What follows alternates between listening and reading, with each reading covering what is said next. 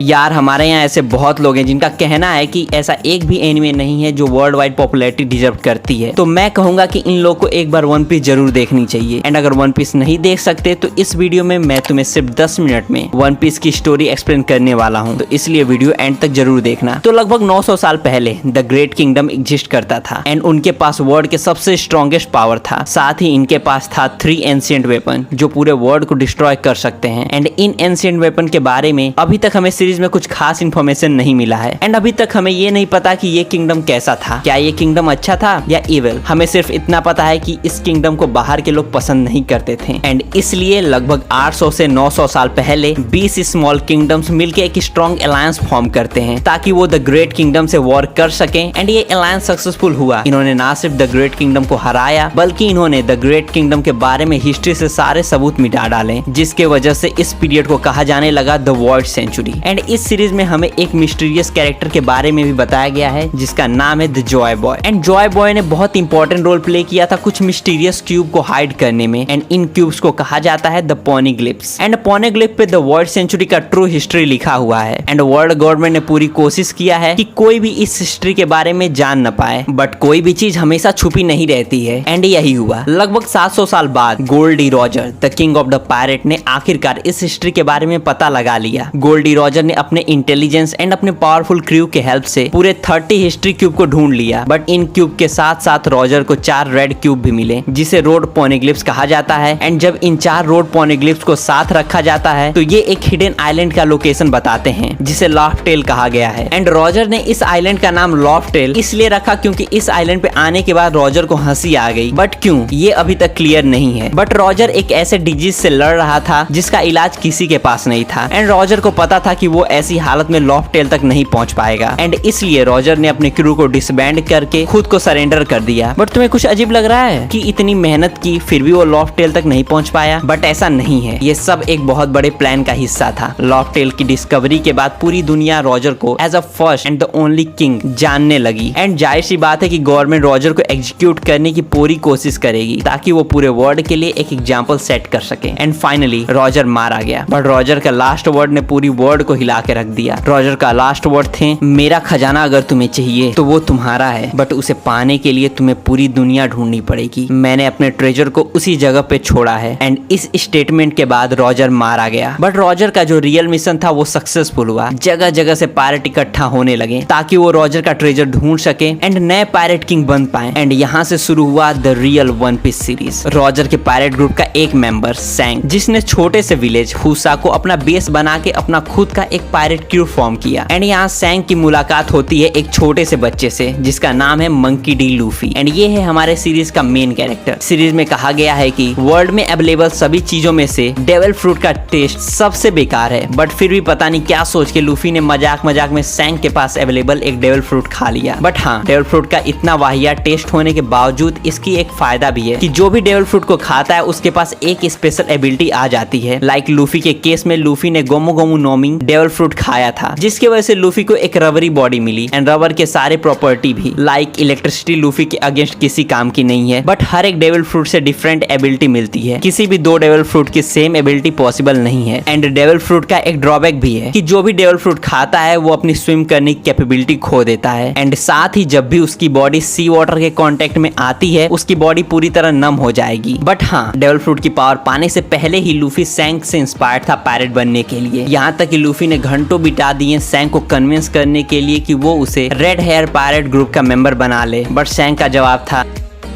But फिर भी सैंग को ये विश्वास था कि लूफी में एक ग्रेट पायरेट बनने की क्वालिटी है जो कि कुछ अजीब है। बट थोड़ी देर बाद लूफी अपने हरकतों की वजह से एक ऐसे प्रॉब्लम में फंस जाता है जहां उसे एक बाउंटी हंटर मारने वाला है एंड एक सी किंग जो दोनों को खाने के फिराक में है। बट एन मौके पे सैंग ने अपने हीरो एंट्री से लूफी को बचा लिया। बट साथ ही सैंग को अपना एक हाथ खोना पड़ा। एंड तब लूफी को रियलाइज हुआ कि वो पायरेट बनने के लिए अभी रेडी नहीं है। एंड लूफी कहता है कि वो एक दिन सैंग से भी स्ट्रॉन्ग पायरेट बनेगा। एंड लूफी ये भी कहता है कि वो एक दिन पायरेट किंग जरूर बनेगा। एंड ये सुनने के बाद सैंक ने अपना स्ट्रॉ हेड लूफी को दे दिया एक प्रॉमिस के साथ कि लूफी एक ग्रेट पायरेट बनने के बाद इस स्ट्रॉ हेड को वापस करेगा। एंड इसके बाद हमें दिखाया जाता है 10 साल बाद, जहाँ लूफी बड़ा हो चुका है एंड बहुत स्ट्रॉन्ग है, बट अभी भी उसमें बचपना भरा पड़ा है। एंड यहाँ से लूफी की रियल जर्नी स्टार्ट होती है एंड लूफी अपने जैसे और क्रू मेंबर इकट्ठा करने के लिए निकल जाता है। एंड ये क्रू कहलाती है the straw head pirate. Straw head pirate के हर एक मेंबर की अपनी यूनिक एबिलिटी है, जिसमें सबसे पहला है द पायरेट हंटर जोरो। जोरो का नाम सुनते ही लूफी ने डिसाइड कर लिया था कि यार ये बंदा तो अपने क्रू में होना ही चाहिए। एंड लूफी जब जोरो से पहली बार मिला तब जोरो का हालत ये था। एंड लूफी ने जोरो को ये ऑफर दिया कि वो उससे बचाएगा, बट एक शर्त पे कि जोरो लूफी का क्रू ज्वाइन करेगा। फिर क्या, लूफी ने जोरो को बचाया एंड यहाँ मिला लूफी को उसका पहला crew member the pirate Hunter जोरो। जोरो के बाद स्ट्रॉ हेड पायरेट की नेक्स्ट मेंबर बनती है नामी एज अ नेविगेटर। एंड नामी को मैप ड्रॉ करना बहुत पसंद है। नामी का सपना है कि वो सबसे पहला वर्ल्ड मैप बनाए, बट शुरुआत में नामी लूफी का क्रू ज्वाइन करना ही नहीं चाहती थी। बट सिंस लूफी ने नामी को बगी, जो कि एक पायरेट है, उससे बचाया एंड इसलिए नामी ने लूफी का क्रू ज्वाइन कर लिया। बट ये सिर्फ Luffy and other crew member को लगता है, लेकिन शुरुआत से ही नामी का गोल सिर्फ और सिर्फ लूफी की सारा ट्रेजर लूटना था। एंड नामी लूफी का सारा ट्रेजर लूटने में सक्सेसफुल भी हो गई। बट नामी के ऐसा करने के पीछे बहुत इमोशनल रीजन है, जिसके बारे में हम आगे बात करेंगे। बट उससे पहले नामी, लूफी एंड जोरो एक आइलैंड पे जाते हैं, जहाँ उन्हें मिलता है Usopp, the straw head pirate का स्नाइपर। बट उसॉप पूरे क्रू का सबसे डरपोक बंदा है एंड विलेज की सबसे अमीर लड़की उसॉप की फ्रेंड है। Luffy and straw head pirate ने उसॉप के विलेज को एक बहुत खतरनाक पायरेट से बचाया and as a token of appreciation उस लड़की ने लूफी को दिया स्ट्रॉ हेड पायरेट का ship the Going Merry. And यहाँ फॉर्म होता है the real straw head pirate crew. And यहाँ से ये चारों निकल पड़ते हैं अपने जर्नी पे। बट अभी भी इस पायरेट क्रू में किसी एक बंदे की तो कमी है, वो है एक कुक। तब लूफी डिसाइड करता है कि क्रू का नेक्स्ट मेंबर एक कुक होगा। एंड कुक की तलाश में लूफी पहुंच जाता है बराटे, एक सी रेस्टोरेंट, जहाँ लूफी का इनकाउंटर होता है एक बहुत अमेजिंग कुक से, जिसका नाम है सांजी। एंड लूफी हमेशा की तरह जिद पे अड़ जाता है, जिसके बाद सांजी मान जाता है स्ट्रॉ हेड पायरेट का कुक बनने के लिए। एंड साथ ही सांजी का एक ड्रीम भी है कि वो ऑल ब्रू ढूंढेगा एक ऐसा सी जहाँ डिफरेंट वैरायटीज ऑफ फिश पाई जाती हैं, जो दुनिया में और कहीं भी नहीं पाई जाती। बट इस कन्वर्सेशन के बीच एक बहुत खतरनाक पायरेट बराटे पर हमला कर देता है और इस भसड़ में नामी चुपके से लूफी का सारा ट्रेजर चुरा के निकल लेती है। एंड मैंने तुम्हें पहले ही बताया था कि नामी का स्ट्रॉ हेड पायरेट ज्वाइन करने का सिर्फ और सिर्फ एक बहाना था। नामी का मेन मकसद लूफी का ट्रेजर चुराना था एंड 1 बिलियन बेरीज इकट्ठा करना था, ताकि वो अपने विलेज को आरलोंग, जो कि एक बहुत खतरनाक पायरेट एंड फिशमैन है, उससे बचा सके। एंड एट द एंड, जैसा कि फिल्मों में होता है, लूफी आरलोंग को हरा के नामी के विलेज एंड नामी को आजाद कराता है, जिसके बाद नामी ने पूरे दिल से स्ट्रॉ हेड पायरेट ज्वाइन कर लिया एज अ नेविगेटर। एंड अब फाइनली एक नेविगेटर के आने के बाद लूफी का क्रू लगभग कंप्लीट हो चुका है, जिसमें है Luffy the captain, Zoro right hand man and a sword man, Nami the navigator, Usopp the sniper and Sanji the cook. And यहाँ से इन सब का सफर शुरू होता है ग्रैंड लाइन की तरफ। एंड ग्रैंड लाइन सी का एक ऐसा डेंजरस पार्ट है जहाँ तक पहुँच पाना हर किसी की बस की बात नहीं है। एंड इसे पायरेट का ग्रेवयार्ड भी कहा जाता है। ग्रैंड लाइन में वन पीस वर्ल्ड के 3 सबसे खतरनाक ग्रुप पाए जाते हैं, जिनमें से सबसे पहला है द 7 वॉरलॉर्ड। इस ग्रुप को नेवी ने वन पीस वर्ल्ड के 7 स्ट्रॉन्गेस्ट पायरेट को मिला के बनाया है एंड इनसे वर्ल्ड गवर्नमेंट ने भी हाथ मिला लिया, ताकि वो ग्रैंड लाइन में पावर बैलेंस कर सके। सेकेंड नंबर पे आते हैं खुद नेवी, जिसमें 3 स्ट्रॉन्गेस्ट एडमिरल, जिन्हें शायद 7 वॉरलॉर्ड मिल के भी हरा ना पाए। एंड इस ग्रैंड लाइन में सबसे स्ट्रॉन्गेस्ट पावर है द 4 एम्परर्स, जो है पूरे वन पीस वर्ल्ड के 4 सबसे स्ट्रॉन्गेस्ट पायरेट, जिनसे नेवी की भी फटती है। एंड ये भी कहा जाता है कि ये 4 एम्परर्स ही वन पीस के सबसे करीब है। एंड इसके बाद शुरू होता है the Alabasta arc. Alabasta arc में लूफी मिलता है प्रिंसेस वीवी से, जो है princess of Alabasta kingdom. Alabasta kingdom one of the warlord the Crocodile की वजह से एक बहुत बड़े प्रॉब्लम में है। एंड मैं तुम्हें बता चुका हूँ कि वॉरलॉर्ड वन पीस वर्ल्ड के one of the strongest pirate में से एक है। एंड एलावेस्टर किंगडम को बचाने की कोशिश में लूफी क्रोकोडाइल के हाथों 2 बार मरते मरते बचा, जिसमें से एक बार लूफी लगभग मारा ही गया था, बट रॉबिन ने उसे मौत के चंगुल से वापस लाया। एंड सबसे इंपॉर्टेंट बात, आखिर क्रोकोडाइल इतना स्ट्रॉन्ग क्यों है? तो क्रोकोडाइल ने सुना नॉमी डेविल फ्रूट खाया है, जिसके हेल्प से क्रोकोडाइल के पास सैंड की सारी प्रॉपर्टी है एंड सैंड से लड़ना रबर के लिए भी लगभग नामुमकिन है। बट लूफी वर्सेस क्रोकोडाइल के फर्स्ट बैटल के बाद लूफी को क्रोकोडाइल की वीकनेस पता चल गई, जो है पानी। एंड इस आर्क में हमें पता चलता है लूफी के बड़े भाई द फायर फिस्ट एस के बारे में, जिसके पास भी एक डेविल फ्रूट की पावर है, मेरा नॉमी। इस डेविल फ्रूट से एस को फायर की सारी प्रॉपर्टी मिली है, बट एस के पास लूफी की तरह कोई सेपरेट पायरेट ग्रुप नहीं है, बल्कि S one of the 4 emperor the white beard pirate के 2nd डिवीजन का कैप्टन है। तो ये कह सकते हैं कि एस इस व्हाइट बियर्ड पायरेट का थर्ड सबसे स्ट्रॉन्गेस्ट मेंबर है after first division captain and खुद द व्हाइट बियर्ड। और भाई जब Luffy finally the world Lord crocodile को हरा देता है तब वर्ल्ड गवर्नमेंट लूफी को एक क्रिमिनल डिक्लेयर कर देती है एंड लूफी को फाइनली उसका वांटेड पोस्टर मिलता है ऑफ 100 मिलियन बेरीज, जिसे देखने के बाद लूफी बहुत ज्यादा खुश था क्योंकि कोई भी पायरेट कितना स्ट्रॉन्ग है ये पता चलता है उसके बाउंटी से। मेनली जो पायरेट जितना स्ट्रॉन्ग होता है उसकी बाउंटी उतनी ही ज्यादा होती है। तो हाँ, उसके बाद रॉबिन जो एक टाइम पे क्रोकोडाइल के साथ थी उसने भी स्ट्रॉ हेड पायरेट को ज्वाइन कर लिया। एंड सबसे इंपॉर्टेंट इस आर्क में हमें पता चलता है पॉनेग्लिफ के बारे में एंड थोड़ा एंशिएंट हिस्ट्री के बारे में भी। एंड पॉनेग्लिफ क्या है ये तो मैं तुम्हें पहले ही बता चुका हूँ। एंड रॉबिन इस पूरे वर्ल्ड में एकमात्र पर्सन है जो पॉनेग्लिफ को रीड कर सकती है। बट ऐसा क्यों कि रॉबिन ही बस पॉनेग्लिफ को रीड कर सकती है, तो इस बारे में हम आगे के आर्क में बात करेंगे। एंड ये तो अभी शुरुआत है, इसके आगे अभी बहुत एडवेंचर से भरा एंड इंटरेस्टिंग आर्क है। बट ये वीडियो कुछ ज्यादा ही लंबी हो चुकी है, इसलिए हम इसे 2 पार्ट में कवर करेंगे। एंड अगर तुम्हें पार्ट 2 चाहिए तो इस वीडियो पे कम से कम 500 लाइक पहुंचा दो, मैं पार्ट 2 जल्द से जल्द ला दूंगा। तब तक तुम सब लूफी का गियर 5 तक का सफर एंड उसके मिस्टीरियस मूव्स के बारे में ऊपर वाले वीडियो के हेल्प से जान सकते हो। Till then enjoy your anime, मिलते हैं नेक्स्ट वीडियो में।